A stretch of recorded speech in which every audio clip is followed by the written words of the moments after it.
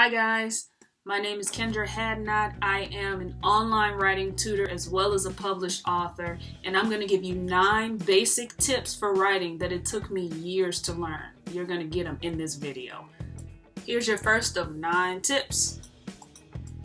Okay, your first tip is never ever try to write a perfect first draft.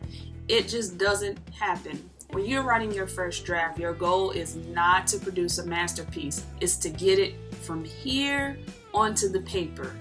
That's it. You're gonna end up rewriting it 5 million times anyway, so don't try to be perfect on the first time. You can always go back and rewrite, and I guarantee you will be going back to rewrite. Number 2 is edit your content first and then worry about grammar. A lot of novice writers make the mistake of editing their commas and their periods and everything, and then they change the content and they change the whole story. All the work that they've just done with editing the commas and the periods is useless. That's not what you want. The third tip is to never ever write totally alone. Now, what does that mean exactly? Does that mean you have to have somebody next to you and watch you type? Not necessarily. See, writing is a very collaborative process. So whether you're using beta readers, which are just readers who read your manuscript and tell you if it sucks or not, probably will for the first draft. But whether that's beta readers or editors or, anybody, just you need extra eyes on your manuscript because they will catch things that you absolutely had no idea was even a problem. Trust me.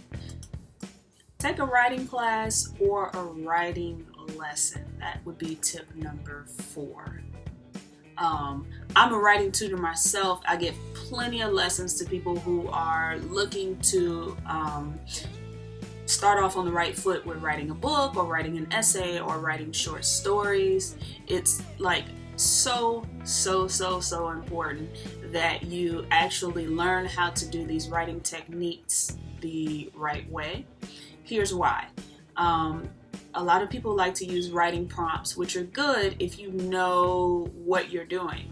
But if you're writing on a writing prompt and you're practicing writing run-on sentences over and over and over again in your prompt, guess what you're going to be pretty good at? Run-on sentences. Not something you want. So make sure that you know how to write and that you are practicing it correctly. And for that, you may need writing lessons or a writing teacher to help you out. We're on tip number 5 of 9. Tip number 5 is just don't try to sound too fancy. I know it's tempting to want to use all of this Shakespearean language and everything, but that is not what is hot these days. These days, people just look out for a good story, good character development, so just simply say whatever you have to say. Don't worry about decorating the writing and making the prose beautiful. Although if you have that ability, by all means go for it. But most people are just simply looking for a good story. And your 6th tip is to show instead of tell. Now I know that's kind of sort of cliche advice that every writing teacher or tutor gives you, but it's valid.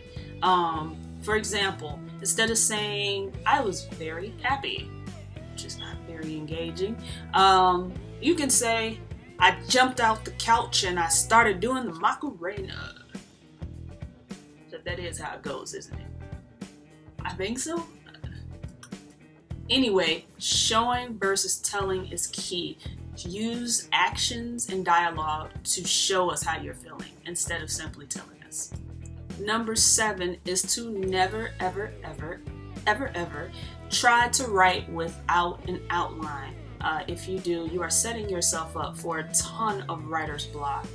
Even the best of the best outline their stories, their papers, even if it's just a shorter story, their books, always, always, always go with an outline. And if you're confused about how to do an outline, you can't organize your thoughts, enlist the help of a writing teacher or a writing tutor who can show you how to do that, so that you can be well prepared in doing that for the future. Because if you're going to do this writing thing, outlining is a must. Do you have a thick skin? You'll need it if you want to be a writer. Part of being a good writer is knowing how to take critique. I cannot emphasize how important that is. If you don't want your writing critiqued and you just want everyone to say it's perfect, this is not the profession for you. You need to be able to take advice from people, constructive criticism, and really examine your writing to see if they have a valid point and revise as necessary. And the last tip is to read often. I cannot emphasize this one enough. It's important to study others' techniques. It's important to stay updated on what's out there in terms of fiction and nonfiction. It's just an important thing all around. And the more that you read, the better writer you'll be.